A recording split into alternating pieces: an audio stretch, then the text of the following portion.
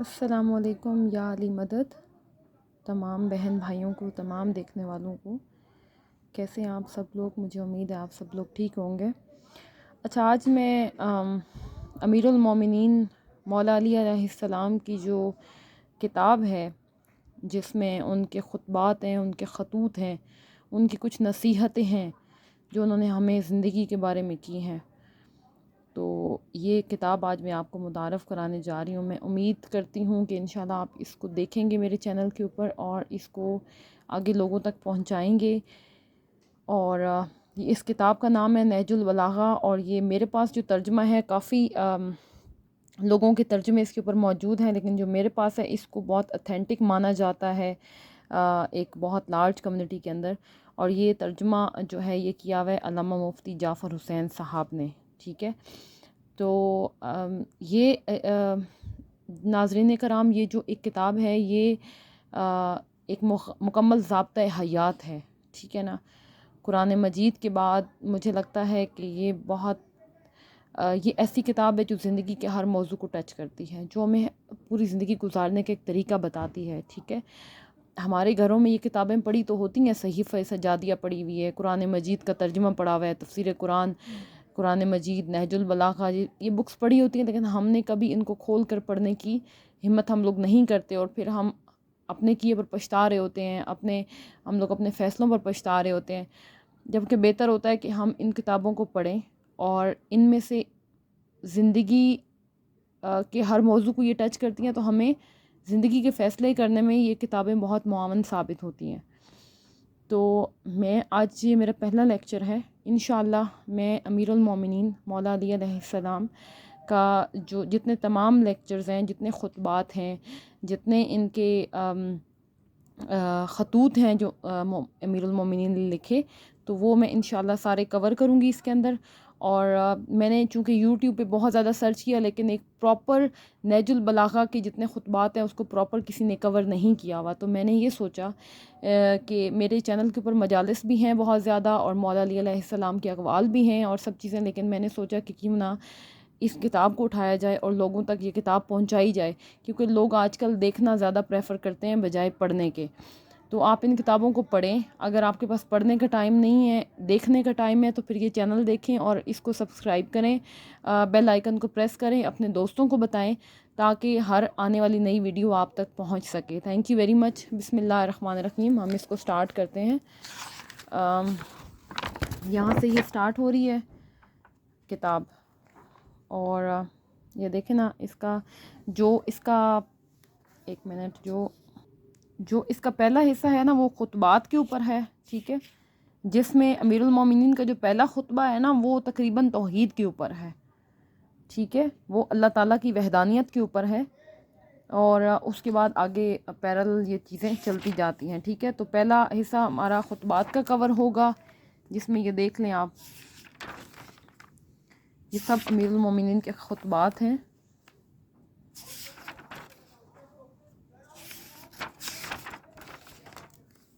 اور یہ بہت امپورٹنٹ ہے، یہ پڑھنا بہت ضروری ہے۔ تو یہ 238، یہ دیکھیں نا، 238 خطبات ہیں اس میں، یہ آپ دیکھیں۔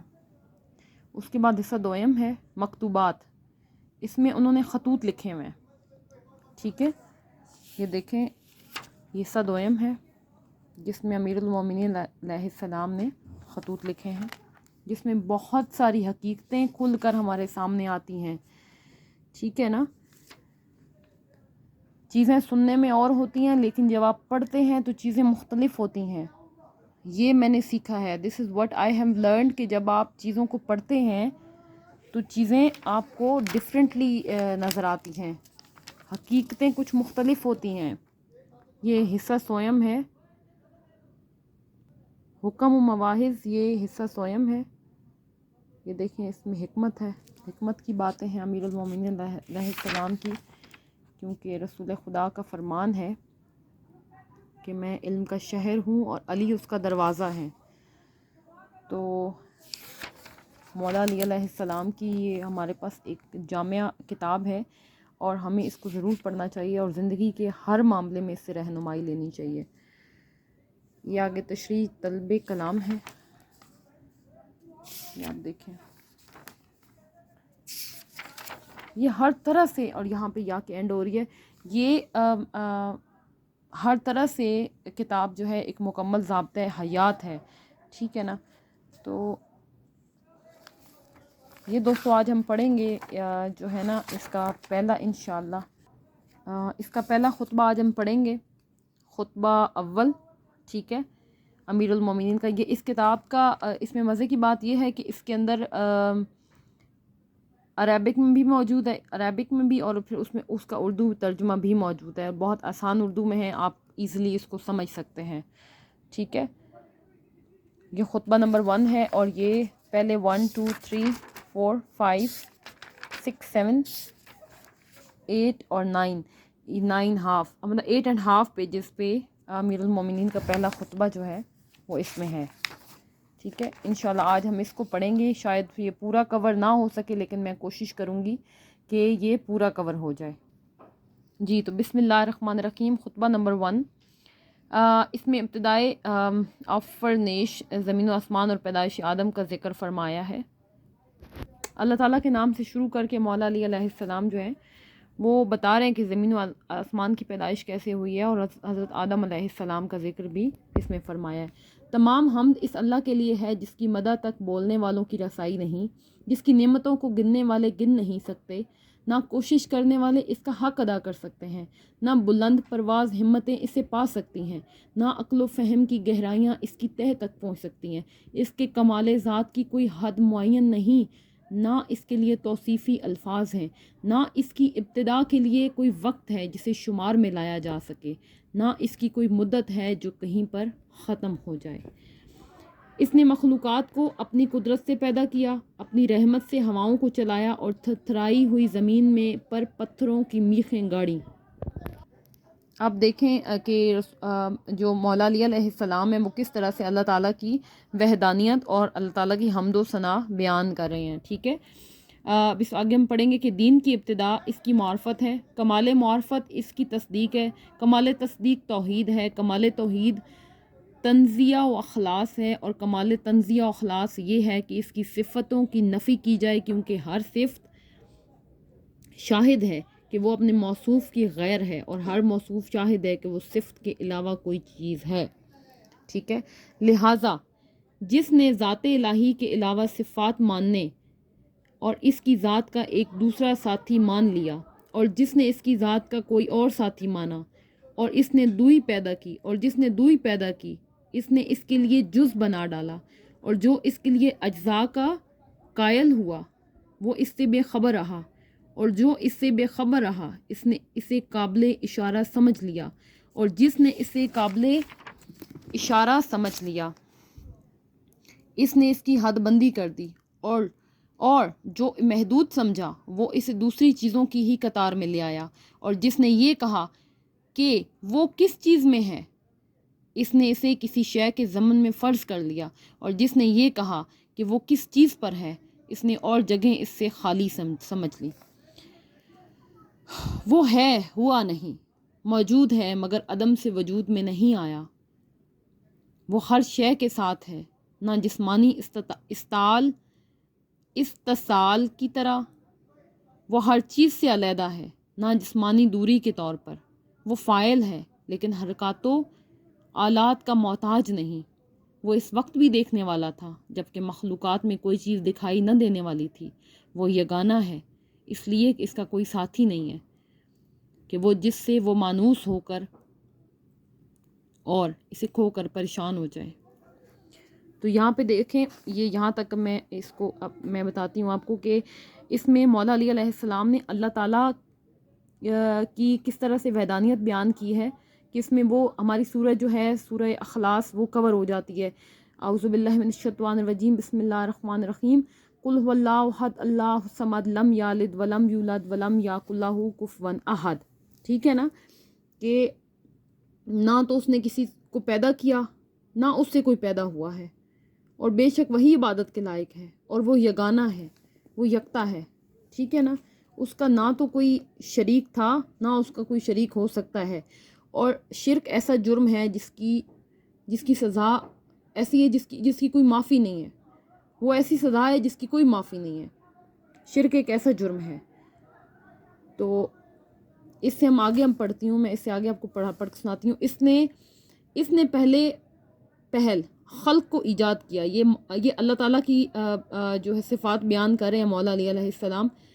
اس نے پہلے خلق کو ایجاد کیا بغیر کسی فکر کی، جولانی کے، اور بغیر کسی تجربہ کے جس سے فائدہ اٹھانے کی اسے ضرورت پڑی ہو، اور بغیر کسی حرکت کے جسے اس نے پیدا کیا ہو، اور بغیر کسی ولولہ اور جوش کے جس سے وہ بیتاب ہوا ہو. ہر چیز کو اس کے وقت کے حوالے کیا، بے جوڑ چیزوں میں توازن اور ہم آہنگی پیدا کی. ہر چیز کو جداگانہ طبیعت اور مزاج کا حامل بنایا، اور ان طبیعتوں کے لیے مناسب صورتیں ضروری قرار دیں. وہ ان چیزوں کو ان کے وجود میں آنے سے پہلے جانتا تھا. بے شک ان کی حد و نہایت پر احاطہ کیے ہوئے تھا، اور ان کے نفوس و اعضاء کو پہچانتا تھا. ٹھیک ہے. پھر یہ کہ اس نے کشادہ فضا، وسیع اطراف و اکناف اور خلا کی وسعتیں خلق کیں، اور ان میں ایسا پانی بہایا جس کے دریائے مواج کی لہریں طوفانی اور بحر زخار کی موجیں تہ بتہ. اسے تیز ہوا اور تند آندھی کی پشت پر لادا، پھر اسے پانی کے پلٹانے کا حکم دیا، اور اسے اس کے پابند رکھنے پر قابو دیا، اور اسے پانی کی سرحد سے ملا دیا. اس کے نیچے ہوا دور تک پھیلی ہوئی تھی، اور اوپر پانی ٹھاٹھے مار رہا تھا. سبحان اللہ، سبحان اللہ. اس سے خوبصورت کلام اور کیا ہو سکتا ہے؟ جس طرح مولا علی علیہ السلام اللہ تعالیٰ کی یگانیت، اللہ تعالیٰ کی وحدانیت اور خصوصیات کو بیان کر رہے ہیں کہ کائنات کا وجود کس طرح سے آیا ہے، کائنات کا وجود کس طرح سے ہوا ہے، اللہ سبحانہ وتعالیٰ نے کس طرح سے کائنات کو تخلیق کیا ہے. اب میں آگے پڑھتی ہوں. پھر اللہ سبحانہ نے اس پانی کے اندر ایک ہوا خلق کی جس کا چلنا بانجھ بے ثمر تھا، اور اسے اس کے مرکز پر قرار رکھا. اس کے جھونکے تیز کر دیے اور اس کے چلنے کی جگہ دور و دراز تک پھیلا دی. پھر اس ہوا کو مامور کیا کہ وہ پانی کے ذخیرے کو تھپیڑے دے اور بحر بے کراں کی موجوں کو اچھالے. اس ہوا نے پانی کو یوں مت دیا جس طرح دہی کے مشکیزے کو متھا جاتا ہے، اور اسے ڈھکیلتی ہوئی تیزی سے چلی جس طرح خالی فضا میں چلتی ہے، اور پانی کے ابتدائی حصے کو آخری حصے پر اور ٹھہرے ہوئے کو چلتے ہوئے پانی پر پلٹانے لگی، یہاں تک کہ اس متلاطم پانی کی سطح بلند ہو گئی اور وہ تہ بتہ پانی جھاگ دینے لگا. اللہ نے وہ جھاگ کھلی ہوا اور کشادہ فضا کی طرف اٹھائی اور اس سے 7 آسمان پیدا کیے. سبحان اللہ. نیچے والے آسمان کو کور کی ہوئی موج کی طرح بنایا، اور اوپر والے آسمان کو محفوظ چھت اور بلند عمارت کی صورت میں اس طرح قائم کیا کہ نہ ستونوں کے سہارے کی حاجت تھی، نہ بندھنوں سے جوڑنے کی ضرورت. اس طرح ان کو ستاروں کی سج دھج اور روشن تاروں کی چمک دمک سے آراستہ کیا، اور ان میں زو پاش چراغ اور جگمگاتا چاند روا کیا. وہ گھومنے والے فلک، چلتی پھرتی چھت اور جنبش کھانے والی لوح میں ہے. ٹھیک ہے. پھر خداوند عالم نے بلند آسمانوں کے درمیان شگاف پیدا کیے اور ان کی وسعتوں کو طرح طرح کے فرشتوں سے بھر دیا. کچھ ان میں سربسجود ہیں جو رکوع نہیں کرتے، کچھ رکوع میں ہیں جو سیدھے نہیں ہوتے، کچھ صفیں باندھے ہوئے ہیں جو اپنی جگہ نہیں چھوڑتے اور پاکیزگی بیان کر رہے ہیں. وہ اکتاتے نہیں، نہ ان کی آنکھوں میں نیند آتی ہے، نہ ان کی عقلوں میں بھول چوک پیدا ہوتی ہے، نہ ان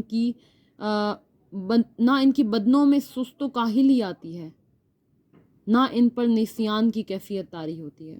سبحان اللہ. یہ دیکھیں کہ مولا علی علیہ السلام نے کتنے خوبصورت طریقے سے اللہ تعالیٰ کی وحدانیت بیان کی ہے، ان کی صفات بیان کی ہیں، اور کس طرح سے اللہ تعالیٰ نے آسمان و زمین پیدا کی ہے. تو مولا علی نے اس میں ہر چیز کا ذکر کیا ہے، بحر و بر کا، مطلب اس میں پانی کا، اس میں زمین کا، خشکی کا، اس میں وہ چیزیں بتائی ہیں. چاند ستاروں کا ذکر کیا، زمین و آسمان کا ذکر کیا، پہاڑوں کا ذکر کیا، ہر چیز کا ذکر کیا ہے. جو آج سائنسدان اتنے 1400 سال کے بعد آ کر بھی اس نتیجے تک شاید ابھی تک نہیں پہنچے، جو پہلے باتیں قرآن مجید میں کی گئی ہیں، جو احادیث میں کی گئی ہیں، جو مولا علی علیہ السلام نے اپنے خطبات میں بیان کیے ہیں۔ اچھا، ہم آگے پڑھتے ہیں۔ ان میں کچھ تو وحی الہی کے امین ان کے رسولوں کی طرف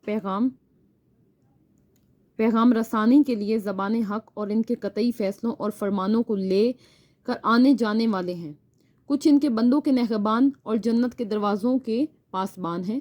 کچھ وہ ہیں جن کے قدم زمین کی تہ میں جمے ہوئے ہیں اور ان کی گردنیں بلند ترین آسمانوں سے بھی باہر نکلی ہوئی ہیں اور ان کے پہلو اطراف عالم سے بھی آگے بڑھ گئے ہیں۔ ان کے شانے عرش کے پایوں میں میل کھاتے ہیں، عرش کے سامنے ان کی آنکھیں جھکی ہوئی ہیں اور اس کے نیچے اپنے پروں میں لپٹے ہوئے ہیں، اور ان میں دوسری مخلوق میں عزت کے حجاب اور قدرت کے سرا پردے حائل ہیں۔ وہ شکل و صورت کے ساتھ اپنے رب کا تصور نہیں کرتے، نہ اس پر مخلوق کی صفتیں طاری کرتے ہیں، نہ اسے محل و مکان میں گھرا ہوا سمجھتے ہیں، نہ اشباط و نظائر سے اس کی طرف اشارہ کرتے ہیں۔ یہ یہاں تک آج میں نے پڑھا ہے، اور کل انشاءاللہ ہم پڑھیں گے آدم علیہ السلام کی تخلیق کے بارے میں، لیکن یہ آتا پہلے خطبے، یہ مولا علی کے پہلے خطبے میں ہی آئے گا۔ لیکن آج ہم نے اللہ کی وحدانیت پڑھی ہے، اللہ کی صفات پڑھی ہیں، اور ہم نے دیکھا ہے کہ اللہ تعالیٰ نے کس طرح سے زمین و آسمان کو تخلیق کیا، ٹھیک ہے، اور اللہ تعالیٰ کی جو نائب فرشتے ہیں وہ کس طرح سے ہر طرح سے اس کی عبادت میں مصروف اور مشغول ہیں، ٹھیک ہے۔ اور مجھے امید ہے کہ یہ لیکچر جو ہے، جو میں نے آج ریکارڈ کیا ہے، یہ میرا پہلا لیکچر ہے، اور اس سے آپ مستفید ہوں گے، اور نہ چاہتے ہوئے بھی اگر یہ لیکچر مولا علی کا خطبہ آپ کے سامنے آتا ہے تو اس کو ضرور سنیں، اس کو سنیں اور اس کو سبسکرائب کریں، اس کو آگے، اس کو بیل آئیکن کو پریس کریں، اس کو آگے لوگوں کے ساتھ شیئر کریں تاکہ زیادہ سے زیادہ لوگوں تک مولا علی علیہ السلام کا پیغام پہنچ سکے۔ اور بہت شکریہ آپ سب کے سننے کا، اور انشاءاللہ نیکسٹ ٹائم آپ سے ملاقات ہوگی۔ اپنا اور اپنے گھر والوں کا خیال رکھیے۔ اللہ نگہبان۔